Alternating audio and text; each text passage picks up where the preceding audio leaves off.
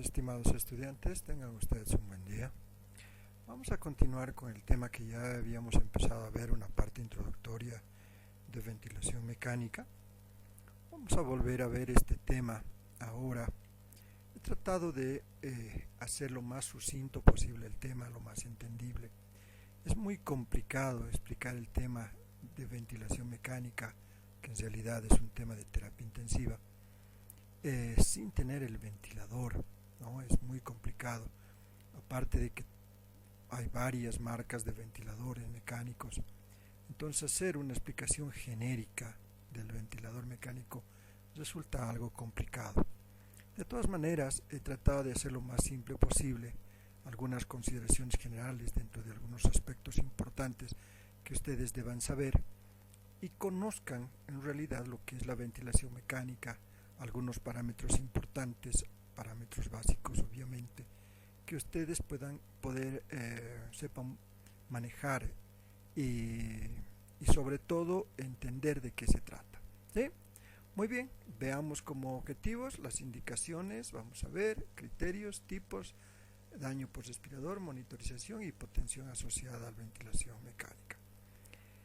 En realidad la ventilación mecánica, imagínense ustedes, excepcionalmente se dice que aparece en 1555 porque había Andreas Vesalius, aparece practicando un orificio en el tronco de la tráquea en el cual se coloca como un tubo de caña y se empieza a soplar en su interior, de modo que el pulmón puede insuflarse de nuevo. El pulmón se insufla hasta ocupar toda la cavidad torácica y el corazón se fortalece.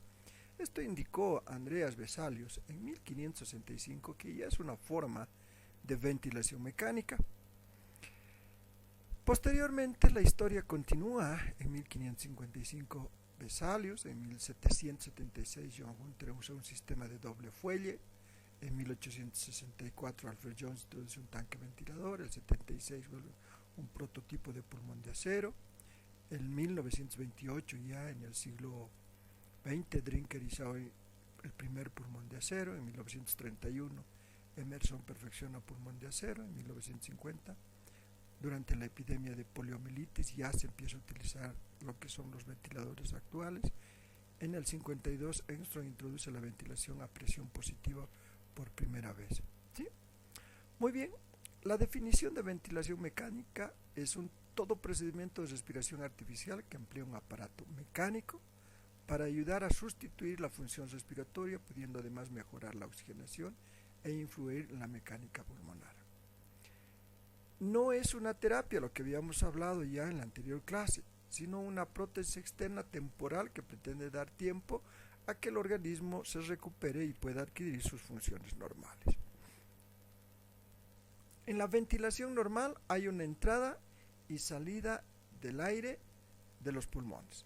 Esto denominamos la ventilación, la que todos nosotros realizamos. Y la ventilación mecánica es el producto de la interacción entre un ventilador y un paciente, que quiere decir que van a interactuar tanto el aparato como el paciente a través de proporcionar volumen, flujo, presión y tiempo.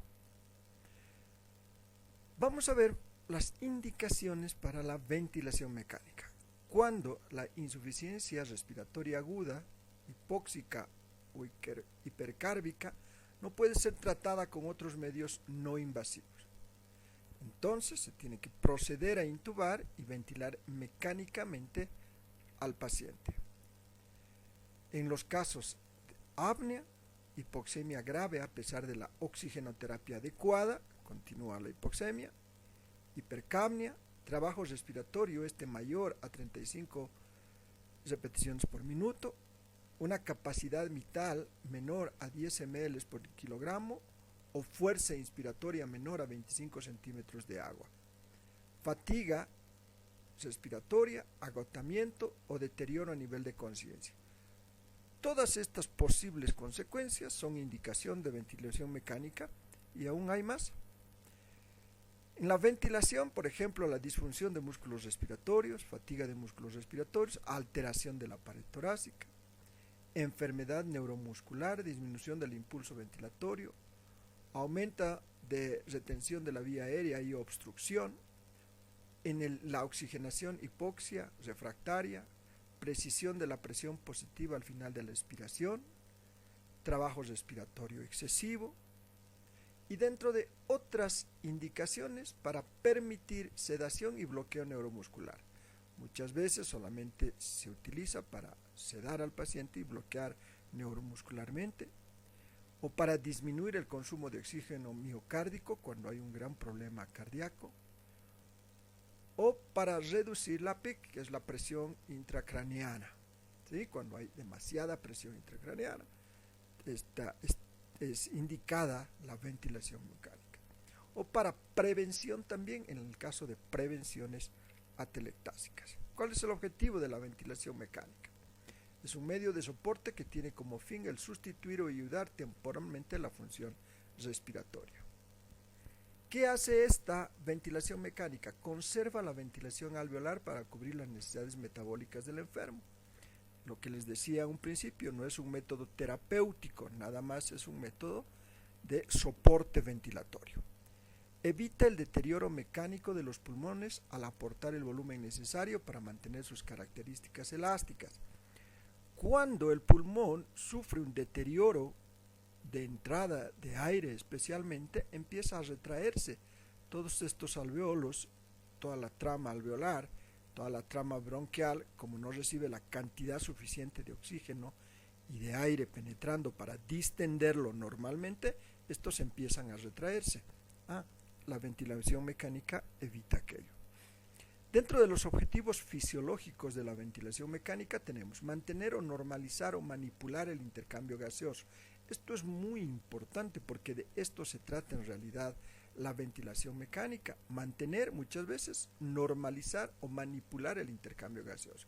No se olviden que en todo paciente con deterioro de la función respiratoria, lo que más se afecta es el intercambio gaseoso.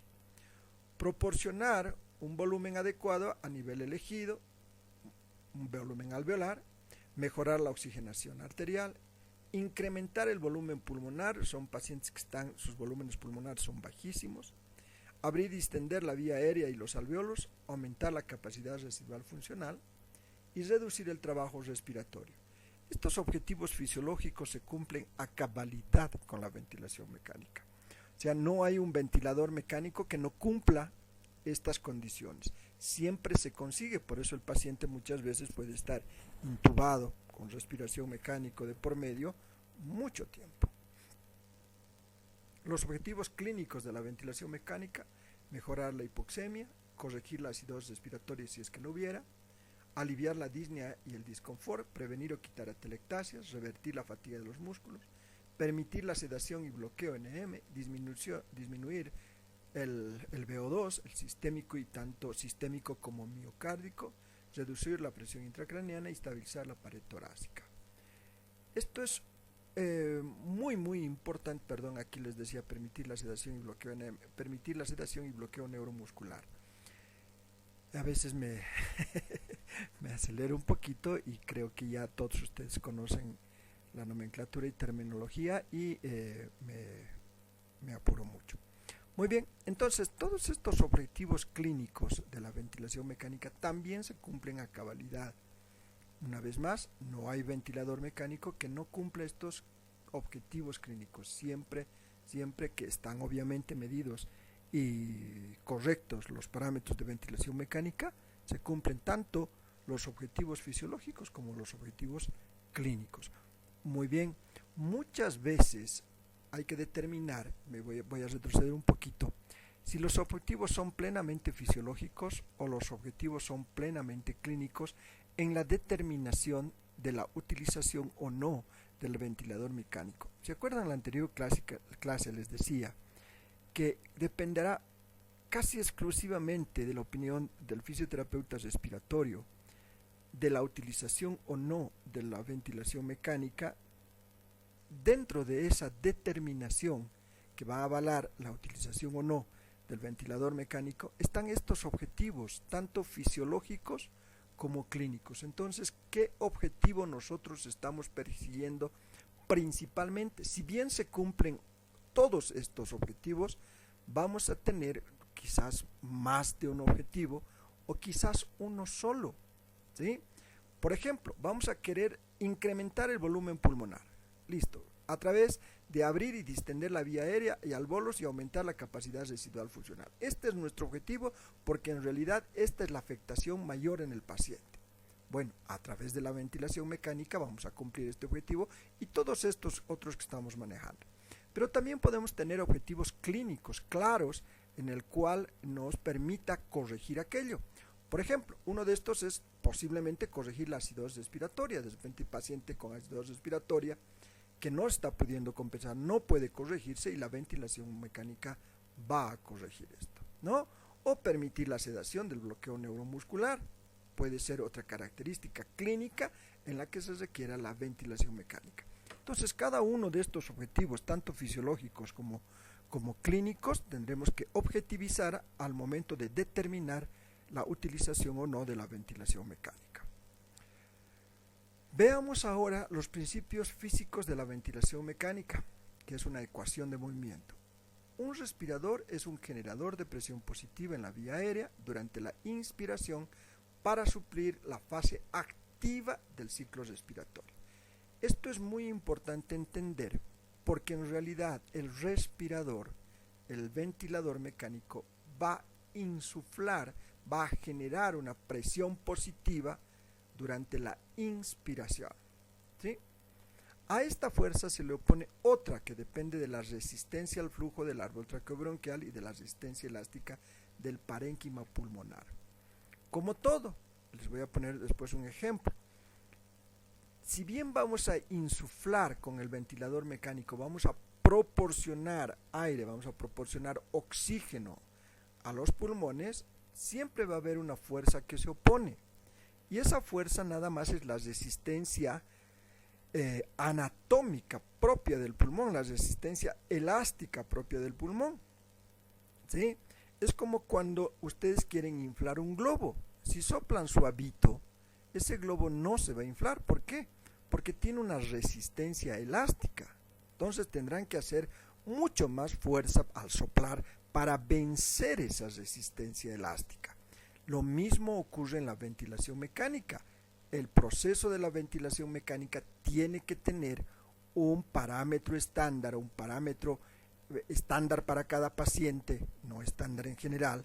Tiene que tener un estándar para cada paciente para vencer a esta resistencia al flujo en el árbol traqueobronquial, ¿no? Es lo que les decía, si ustedes inflan un globo pequeñito, quizás no necesiten mayor fuerza, pero quizás tengan necesidad de inflar uno de esos globos grandes, donde el elástico o la constitución de ese globo es más fuerte, entonces tendrán que hacer mayor fuerza. A eso se refiere la fuerza que se opone a la resistencia de la vía aérea. Todo este sistema está a través de los volúmenes y las capacidades. Recordemos esto, que es muy importante, porque en realidad a partir de los volúmenes y capacidades pulmonares se va a generar la fuerza del ventilador mecánico. ¿Sí? La capacidad pulmonar total, la capacidad vital, el volumen residual, la capacidad inspiratoria, que comprende el volumen de reserva inspiratoria y el volumen corriente, o la capacidad funcional residual, que es la parte expiratoria, que es el volumen de reserva expiratoria, más el volumen residual, ¿sí? O la capacidad vital, que les decía es todo esto, es una inspiración y una expiración normal, ¿sí? Con sus volúmenes residuales, tanto de reserva inspiratoria como volumen de residual expiratorio. Entonces, estos volúmenes y capacidades tienen que ser estándares y medidos en el momento de ver la relación del volumen corriente y la capacidad residual funcional. Fíjense ustedes, el volumen corriente o la capacidad vital, ¿sí? Y la capacidad funcional residual, ¿sí? Siempre tienen un tipo mecánico continuo, ¿sí? Un tipo mecánico continuo. Tanto el volumen corriente como el volumen de reserva inspiratorio tienen que estar en relación íntima. ¿Qué es lo que ocurre? ¿Qué es lo que ocurre cuando hay un tipo de obstrucción? esta relación volumen corriente y capacidad residual funcional se altera. ¿Qué quiere decir? Pierde completamente esa relación, ¿sí? Y en realidad se convierte un volumen corriente, la capacidad residual funcional es menor que el volumen corriente. Para explicar este dibujito que tenemos aquí, esta es la normalidad en un alveolo, la relación volumen corriente y capacidad residual funcional. Si nosotros encontramos una obstrucción ahí, esa relación entre volumen corriente y capacidad residual funcional se rompe, lo que hace que disminuya acá toda la oxigenación y la distensión alveolar, ¿sí? Lo que ven ustedes aquí en línea punteada es la normalidad. Imagínense rompiéndose esta relación por algún tipo de obstrucción o retracción o cualquier cosa que esté impidiendo una expansión pulmonar o una expansión alveolar, se rompe y esta disminuye completamente, condicionando a qué? A la utilización la relación entre volumen corriente y capacidad residual funcional, condicionando a la utilización de la ventilación mecánica. Este es un esquema general de un respirador. Este respirador en realidad entra aire, oxígeno, ¿sí? Acá lo que dice G es una fuente de gas, es un circuito inspiratorio. Esto lo que ustedes ven es el circuito, todo este circuito que ustedes ven acá, donde estoy marcando con el cursor, es un circuito inspiratorio. Y todo esto que ustedes ven acá abajo, donde dice CE, el sistema de control, que es este, y el sistema circuito expiratorio es este. Entonces tenemos un circuito inspiratorio, que es todo esto, y un circuito expiratorio, que es todo esto, ¿sí?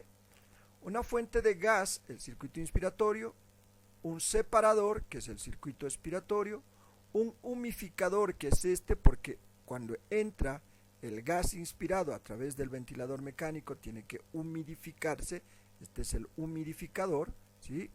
Con un nanómetro de presión que va a medir la presión tanto del gas inspirado como de la humidificación, y un sensor de flujo que se llama medición de volumen expirado, que es un sensor de flujo. Este sensor de flujo tiene que estar bien medido para medir la expiración y el producto expirado. Y este que es grande acá, que ustedes tienen el sistema de control en el ventilador mecánico, ¿sí?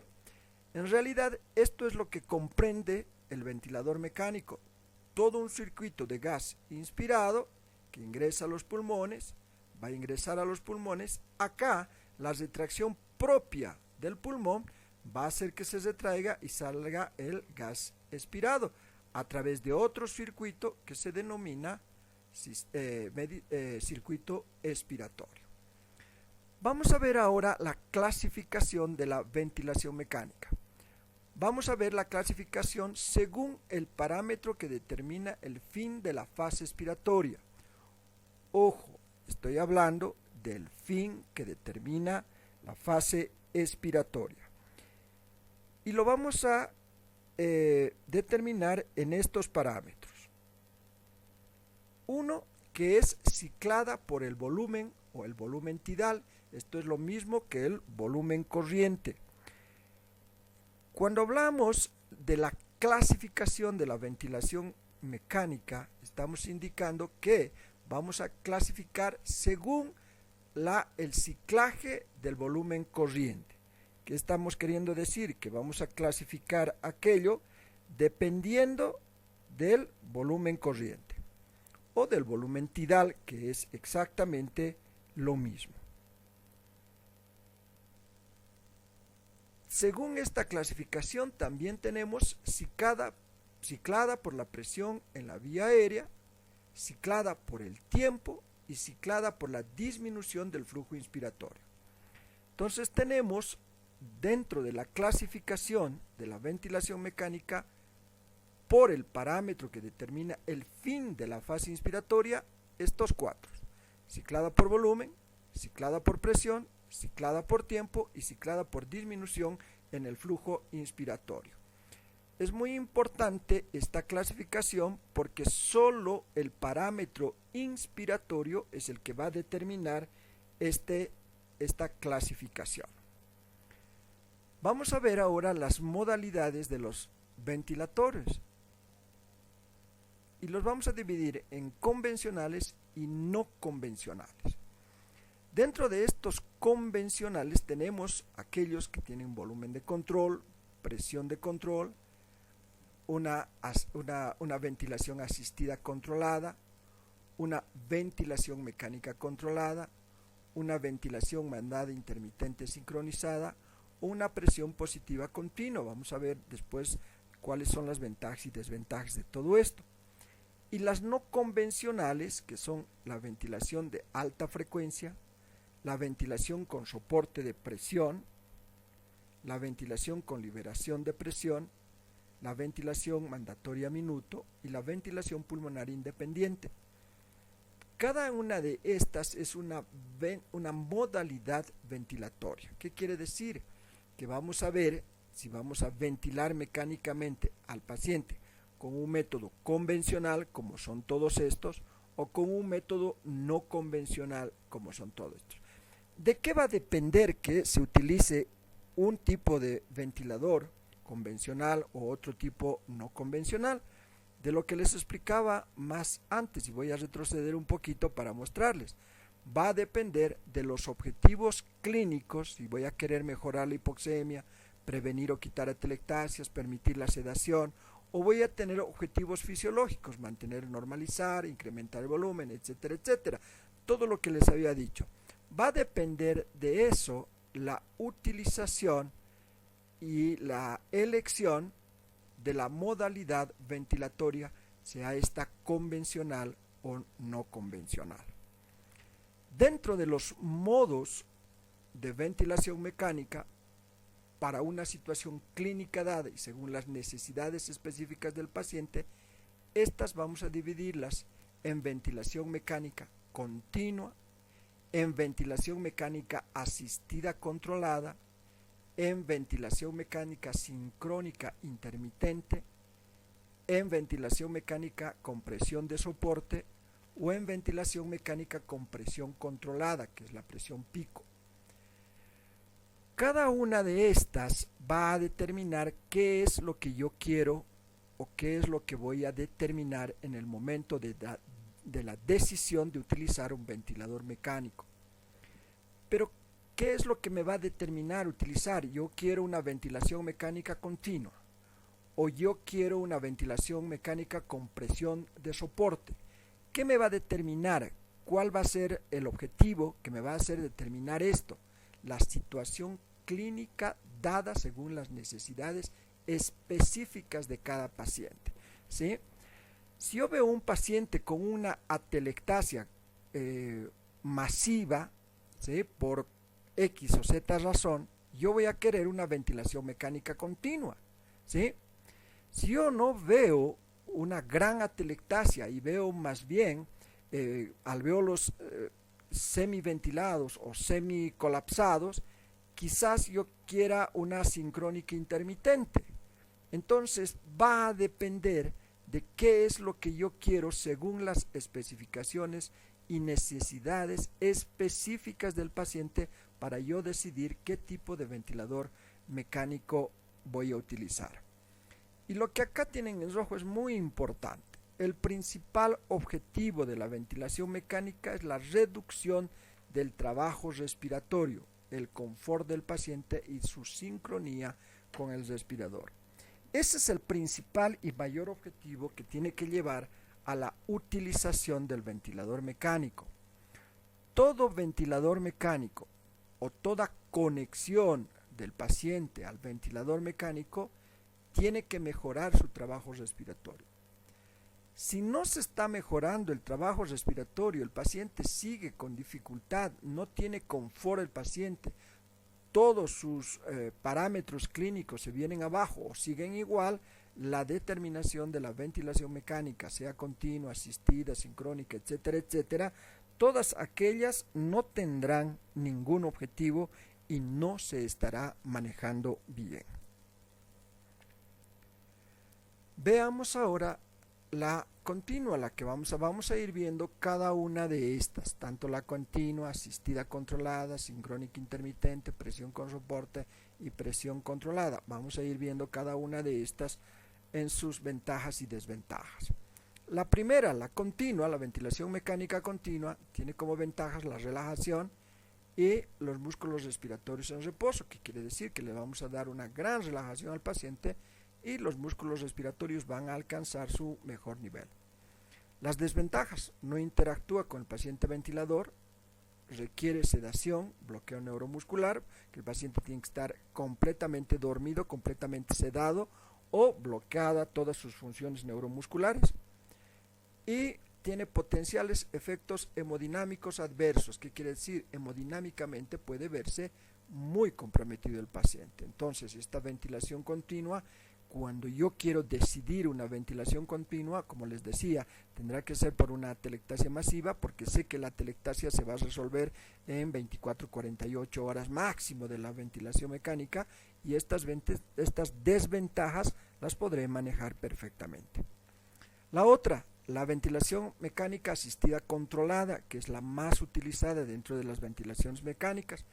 Tiene como ventajas: el paciente determina la cantidad de soporte ventilatorio y reduce el trabajo respiratorio. Esto es muy importante. ¿Por qué dice el paciente determina la cantidad de soporte ventilatorio?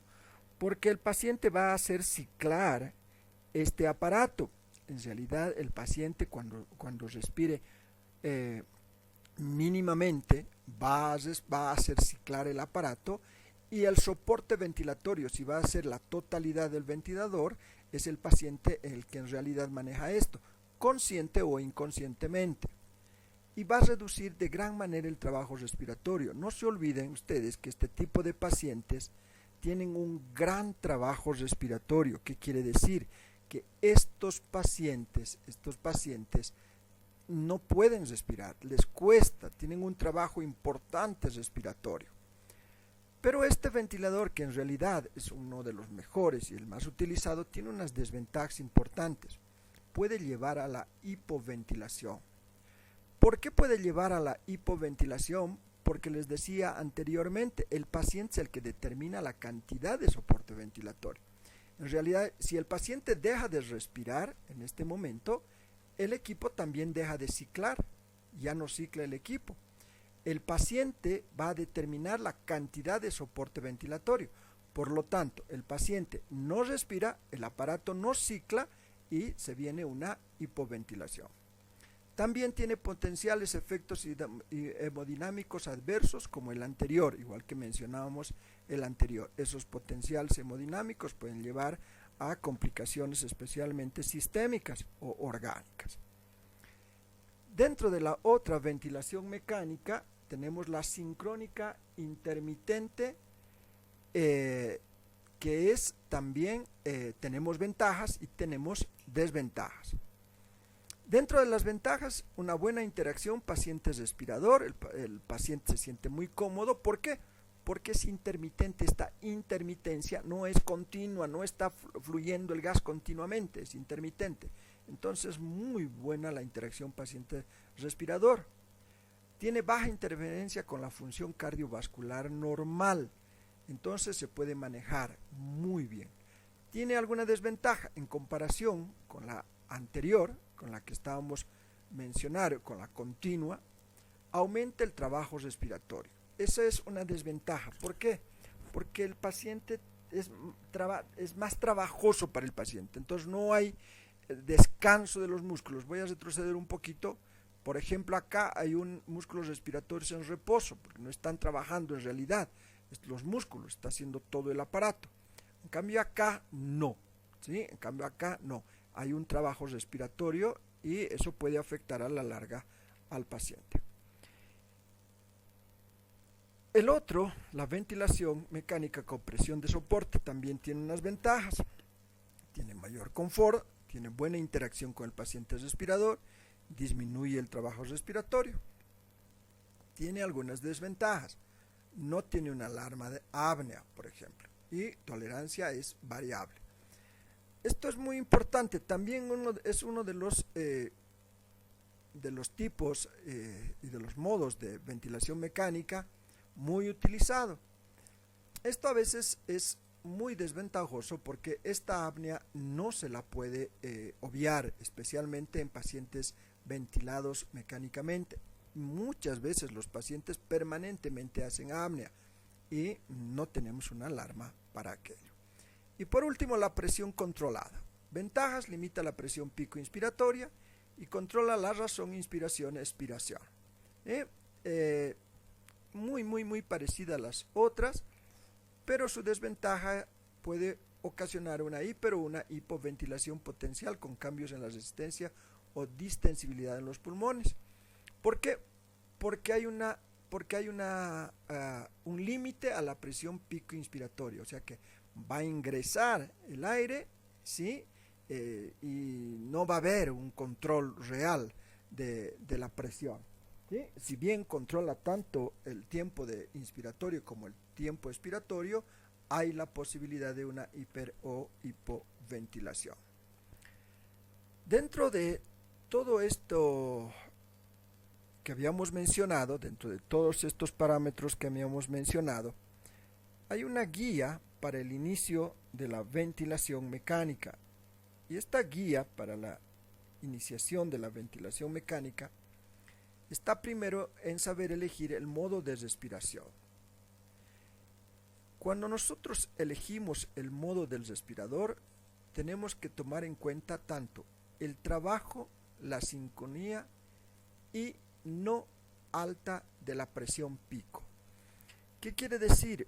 Que cuando se elige el modo de respiración, lo que les decía, vamos a tener que ver el trabajo respiratorio propio del paciente, la sincronía del aparato con el trabajo del paciente, y esta no tiene que ser alta en la presión pico. Cuando esa presión pico es demasiado alta, entonces vamos a tener problemas. Dentro de la fracción inspirada de oxígeno inicial de 1, después de la saturación de oxígeno entre 92 y 94%. Esta saturación es la que nosotros tendremos que mantener. El volumen tidal de 8 a 10 milímetros por kilogramo peso, especialmente si en el síndrome de distrés respiratorio agudo de 5 a 8 milímetros por kilogramo. Entonces, cuando vemos el volumen corriente o volumen tidal de 8 a 10, tenemos que ver si el paciente en realidad está con un síndrome de distrés, modificaremos 5 a 8 milímetros sobre kilogramo peso. Elegir la frecuencia, el volumen mínimo en función a la situación clínica, objetivo del pH versus el CO2. Esto va a determinarse siempre en función a una gasometría arterial. El PEP para mejorar oxigenación o reducir la fracción inspirada de oxígeno, esta no tiene que ser mayor a 15 centímetros de agua. Modificar el flujo para evitar turbulencias y atrapamiento tanto de la presión positiva al final de la expiración o ocultar la presión positiva al final de la expiración. Esto es muy importante en la modificación del flujo para evitar turbulencias, porque muchas veces, como les decía en la anterior clase, el paciente lucha contra el ventilador, entonces se producen atrapamientos a nivel alveolar, atrapamientos que pueden perjudicar, que pueden causar una hipercapnia o una hiperventilación. Entonces, para evitar esto hay que modificar el flujo. Y por último, considerar la analgesia, sedación, relajación o postura del paciente. Es muy importante para iniciar la ventilación mecánica esto. Va a estar en analgesia total el paciente, va a estar en analgesia secundaria, va a estar sedado completamente, va a haber una relajación del paciente, que quiere decir una relajación de parálisis muscular, el paciente no tiene que moverse para nada. O en qué postura va a estar el paciente, si va a estar en postura en decúbito dorsal plenamente, o vamos a ponerlo en posición semi-Fowler, o quizás en algunos tipos de pacientes, especialmente con pacientes ahora, por ejemplo, con los pacientes con COVID o en síndrome de distrés respiratorio agudo, pacientes en decúbito prono, ¿sí? Que con soportes especiales y demás. Entonces, cada uno de estos parámetros va a ser una guía para el inicio de la ventilación mecánica. ¿Ya? Muy bien, nos han solicitado, y por eso lo que les mandaba las clases eran siempre medidas en tiempo. Estamos sobre los 35 minutos. Voy a parar aquí, nos falta todavía un tanto de la ventilación mecánica, la guía para uso de la PEB y demás, que son ya otro tipo de guías que quiero tomarme el tiempo para explicarles, y si me pongo a explicar ahora se me va a ir gran cantidad de tiempo y esta presentación se va a alargar mucho. Muy bien. Entonces, para la próxima vamos a terminar de ver esto de la ventilación mecánica, y con eso estuviéramos concluyendo todo lo que es ventilación mecánica. ¿Sí? Cualquier pregunta, ya saben, me escriben o me piden que hablar conmigo si alguna duda tienen. Un abrazo.